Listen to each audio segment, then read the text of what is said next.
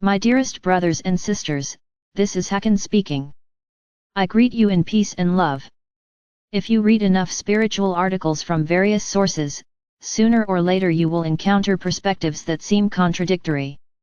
For example, you should choose some kind of spiritual practice and do it regularly. But you should also go with the flow and not force things. Which should you actually do? What if on a given day you don't feel like meditating, or you feel like going for a walk instead of meditating? Spiritual sources say that you shouldn't be excessively attached. But don't you need a large amount of attachment to your spiritual path in order to have the discipline to sit down and do some spiritual practice every day? You should focus on love and light. But isn't that kind of naive in a world where dark controllers are trying to enact depopulation and kill most people? Shouldn't you be practical? Tunia once said to drop the concept of good and evil because so much judgment and hate and feelings of being better than them comes with it. Yet, us galactics are fighting evildoers. Isn't that contradictory? We're told that duality is bad. But when you really drill down to it, you could label pretty much any message as being dualistic in some way. Eating when you're hungry is dualistic. Locking your front door is dualistic. So, what gives? Some sources say that all you need is love, or all you need is to be present in the current moment. Yet, endless messages get written regardless. So is just being present all you need, or not? Should you focus on improving your own life and doing your own spiritual practice, or should you focus on helping others? So, as you can see, there are a lot of messages that say at least seemingly contradictory things. Now, in a lot of cases these things aren't actually contradictory. For example, helping yourself is a valid path, and helping others is also a valid path, and from a high enough perspective both of these things are sort of equivalent because all is one.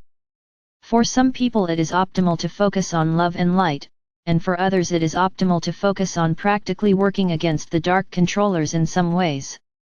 It is possible to work against the dark controllers without judging them or being emotionally hostile to them.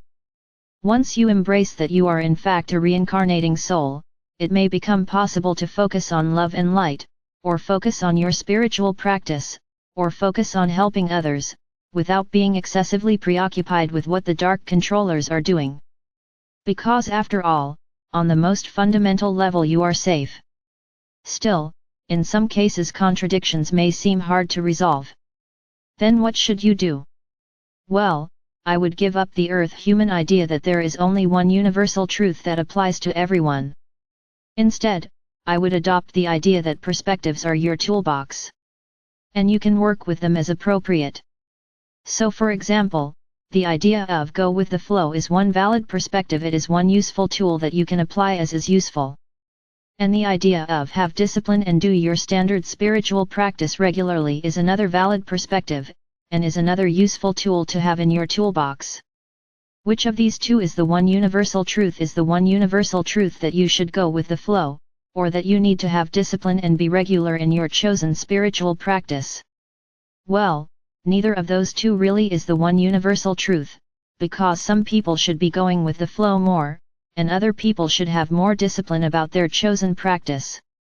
Some people should care more about what others think, and some people should care less about what others think. And both of those perspectives, you should care more about what others think and you should care less about what others think, are useful tools that you can keep in your toolbox, and you can use them as appropriate.